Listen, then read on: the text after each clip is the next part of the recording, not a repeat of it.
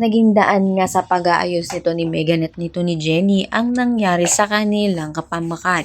Dahil dito ay natanggap na nga nito ni Jenny ang kapatawaran nga nito ni Megan sa kanya at naayos na nga sila. Kaya naman hindi naman ikinatuwa nga nito na mamita nito ni Megan na napaikot na nga rin daw nito ni Jenny ang isip nga nito ni Megan na parang ang kanyang ina na si Dara. Ngunit ipinagtanggol naman nga nito ni Megan ito nga si Jenny dahil na nga rin sa mabait naman daw ngang tunay ito nga si Jenny.